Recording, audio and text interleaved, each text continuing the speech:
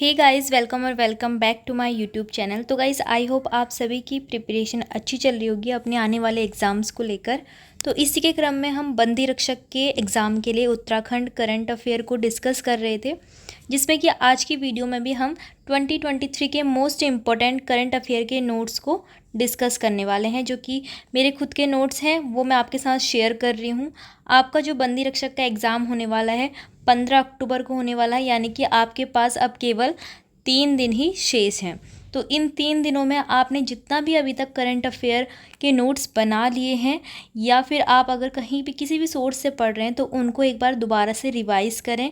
ये सबसे बेटर रहेगा आपके करंट अफेयर के रिवीजन के लिए, ठीक है। क्योंकि करंट अफेयर आपको जो लास्ट मोमेंट होता है उसी में सबसे अच्छी याद हो पाती है, अगर आप वहाँ पर रिवाइज़ करते हैं तो चलिए वीडियो को शुरू कर लेते हैं। ये करंट अफेयर आपके आने वाले बंदी रक्षक एग्ज़ाम और ईओ एग्ज़ाम के लिए, साथ ही साथ आरओ एआरओ, तो अन्य जितनी भी परीक्षाएं होने वाली यूकेपीएससी से संबंधित, उनके लिए उत्तराखंड करंट अफेयर तो ज़रूरी है ही। वीडियो शुरू कर लेते हैं। सबसे पहला हमारा जो क्वेश्चन बन सकता है उसमें है, हाल ही में भारत के उपराष्ट्रपति राज्य के 4 लोगों को संगीत नाटक अकादमी अमृत पुरस्कार से जिन्होंने पुरस्कृत किया है, तो उन चारों व्यक्तियों का हमें नाम यहाँ पर बताना है, ठीक है। तो हमारे उपराष्ट्रपति ने हाल ही में 4 लोगों को संगीत नाटक अकादमी अमृत पुरस्कार दिया है। तो कौन है वे लोग? तो जो ये पुरस्कार होता है वो वयोवृद्ध जो लोग होते हैं उनको दिया जाता है, यानी कि अधिक आयु के लोगों को, जो कि संगीत या फिर नाटक इन सभी से जुड़े हुए होते हैं। तो पहले है भैरव दत्त तिवारी, जो कि 79 वर्ष के हैं। जगदीश ढोंडियाल 78 वर्ष के हैं। इनको लोक संगीत और नृत्य के क्षेत्र में ये पुरस्कार मिला है। फिर तीसरे हैं नारायण सिंह बिष्ट, जो कि 75 एज के हैं। उनको लोक संगीत के उसमें मिला है। और जुगल किशोर पेटसाली 76 ईयर्स के हैं, जिनको उत्तराखंड की प्रदर्शन कला में समग्र योगदान देने के लिए ये अमृत पुरस्कार मिला है, जिसका नाम है संगीत नाटक एकेडमी अमृत पुरस्कार। तो फ्रेंड्स, ये आपको नाम पता होने चाहिए चारों हमारे कलाकारों को, जो कि उत्तराखंड से हैं, जिनको भारत के उपराष्ट्रपति जगदीप धनखड़ जी ने ये पुरस्कार दिया है। अब अगला टॉपिक देख लेते हैं। तो अगला जो हमारा टॉपिक है उसमें हमसे पूछा है, राज्य में देश का पहला घरेलू मशरूम उत्पादन केंद्र कहाँ खोला गया है। वेरी इंपॉर्टेंट क्वेश्चन है, और ये हम पहले भी डिस्कस कर चुके हैं एक वीडियो में, जिसमें मैंने आपको बताया था कि पहला घरेलू मशरूम उत्पादन केंद्र उत्तराखंड के पौड़ी गढ़वाल जिले के कोटद्वार में खोला गया है। अब क्या है इसके बारे में पूरी जानकारी। तो कोटद्वार के भारत नामदेव कण्वाश्रम में देश का पहला घरेलू मशरूम उत्पादन केंद्र खोला गया है। तो ये पूरे भारत देश का पहला है, इसीलिए मोस्ट इम्पॉर्टेंट करंट अफेयर का क्वेश्चन बनता है उत्तराखंड से। इस उत्पादन केंद्र में 4000 महिलाओं को रोजगार दिया जा रहा है, जिससे वे आत्मनिर्भर बन सकें। केंद्र का जो शुभारंभ है वो मशरूम गर्ल ऑफ उत्तराखंड, जिनका नाम है दिव्या रावत, और केंद्रीय मंत्री नारायण राणे, तो इन्होंने इसका शुभारंभ किया। तो फ्रेंड्स, यहाँ पर मोस्ट इम्पॉर्टेंट जो नाम आता है वो है मशरूम गर्ल दिव्या रावत का। मैंने आपको पिछली वीडियो में बताया था कि उत्तराखंड की मशरूम गर्ल किसे कहा जाता है, तो दिव्या रावत करेक्ट आंसर हो जाएगा। तो चलिए नेक्स्ट टॉपिक देख लेते हैं। अब अगला टॉपिक हमारा है, हाल ही में मुख्यमंत्री पुष्कर सिंह धामी द्वारा किस जिले में तीसरे साइंस सेंटर निर्माण की घोषणा की है। तो उत्तराखंड में अभी तक 2 साइंस सेंटर हैं। अभी जो तीसरे साइंस सेंटर की घोषणा की है वो किस जिले में की है मुख्यमंत्री पुष्कर सिंह धामी जी ने, तो ये हमसे क्वेश्चन में पूछा गया है। तो देखिए, 30 अगस्त को मीडिया से मिली जानकारी के अनुसार राजधानी देहरादून और अल्मोड़ा में तो पहले से ही साइंस सेंटर है, लेकिन उसके बाद अब जल्द ही चंपावत जिला मुख्यालय में भी राज्य के तीसरे साइंस सेंटर का निर्माण किया जाएगा। साइंस सेंटर के निर्माण संबंधी मुख्यमंत्री धामी की घोषणा के बाद राजस्व विभाग की ओर से चंपावत में साइंस सेंटर के निर्माण के लिए गौड़ी मार्ग पर 98 नाली जमीन विज्ञान और प्रौद्योगिकी विभाग को हस्तांतरित कर दी गई है। तो साइंस सेंटर तीसरा जो बनने जा रहा है वो कहाँ पर बनने जा रहा है, चंपावत में। और इससे पहले 2 भी जो साइंस सेंटर हैं वो भी आपको याद रखने हैं, पहला देहरादून और दूसरा अल्मोड़ा में है, और अभी तीसरा जो है चंपावत में बनने जा रहा है। अब अगला हमारा जो टॉपिक है उसमें पूछा है उत्तराखंड की पहली पर्स। तो ये पर्स एक शॉर्ट फॉर्म है, ठीक है। तो इसकी फुल फॉर्म है promotion of university research and scientific excellence. तो ये लैब जो है पर्स लैब, वो उत्तराखंड की पहली लैब होने जा रही है, जो कि कहाँ पर है, यानी कि कहाँ पर खोली जा रही है। तो ये देहरादून में दून विश्वविद्यालय में खोली जा रही है। और इस बात की जानकारी हमें मिली है उत्तराखंड के अभी वर्तमान में जो राज्यपाल हैं लेफ्टिनेंट जनरल गुरमीत सिंह जी के द्वारा ये जानकारी हमें मिली है, ठीक है।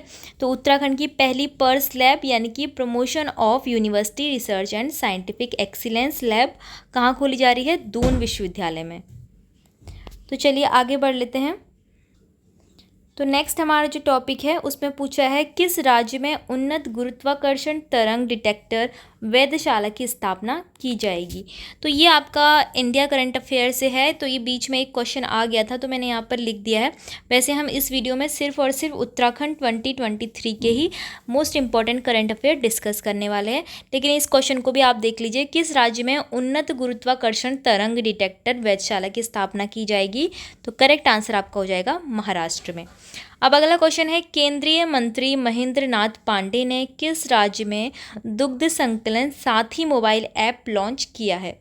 तो आपको ऐप का नाम याद रखना है पहले तो, साथी मोबाइल ऐप, ठीक है। साथी मोबाइल ऐप इस ऐप का नाम है।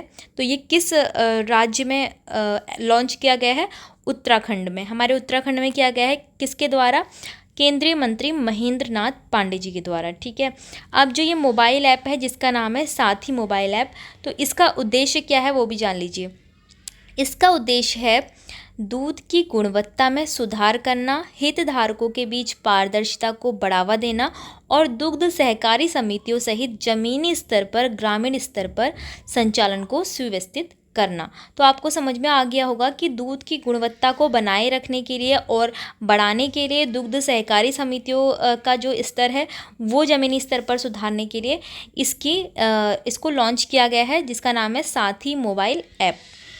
अब अगला जो हमारा क्वेश्चन बनता है वो है उत्तराखंड के किन गांवों को स्वच्छता और हरित श्रेणी में राष्ट्रीय पंचायत पुरस्कार 2023 से सम्मानित किया गया है। उत्तराखंड के 2 ऐसे गांव हैं जिसको इस बार हरित श्रेणी और स्वच्छता में राष्ट्रीय पंचायत पुरस्कार मिला है। तो हमारे उत्तराखंड के 2 ऐसे गांव हैं जिसका नाम है जड़धार और चोपड़ियाल। तो ये दोनों गांव किधर है, ये टिहरी जिले में आते हैं और इन दोनों को ही राष्ट्रीय पंचायत पुरस्कार 2023 स्वच्छता और हरित श्रेणी के मामले में मिला है। सामूहिक रूप से दोनों गांव ने मनरेगा, वन विभाग एवं हिमोत्थान परियोजना की सहायता से 7 किलोमीटर क्षेत्र में सघन वनीकरण का कार्य किया है, इसीलिए हरित श्रेणी में इनको ये पुरस्कार मिला है। तो दोनों ही गांवों ने क्या किया है, सघन वनीकरण किया है 7 किलोमीटर के क्षेत्र में, सामूहिक रूप से किया है, मनरेगा की सहायता से किया है, वन विभाग और हिमोत्थान परियोजना जो है उसकी सहायता से इन्होंने 7 किलोमीटर एरिया में बहुत ही ज़्यादा घने वन लगा दिए हैं इस वजह से, ठीक है। आई होप आपको समझ में आ गया होगा इतना। अब नेक्स्ट देख लेते हैं। अब अगला जो हमारा टॉपिक है उसमें पूछा है राज्य में नीति आयोग की तर्ज पर सेतु आयोग का गठन किया गया है, इसके तहत कितने केंद्रों की स्थापना की जाएगी। तो फ्रेंड्स इसके तहत 3 केंद्रों की स्थापना की जाएगी। तो पहले तो आप जान लीजिए कि जो नीति आयोग है उसने सेतु आयोग का गठन किस प्रकार से किया है और ये सेतु आयोग है क्या। तो सेतु आयोग की फुल फॉर्म जान लीजिए। सेतु की फुल फॉर्म है state institute for empowering and transforming Uttarakhand. क्या है, state institute for empowering and transforming Uttarakhand. तो प्रदेश में नीति आयोग की भांति ही सेतु की स्थापना को मंत्रिमंडल ने हरी झंडी दिखाई है, यानी कि जैसे हमारे उत्तराखंड में योजना आयोग है तो योजना आयोग के स्थान पर सेतु आयोग उसका जगह लेगा, ठीक है।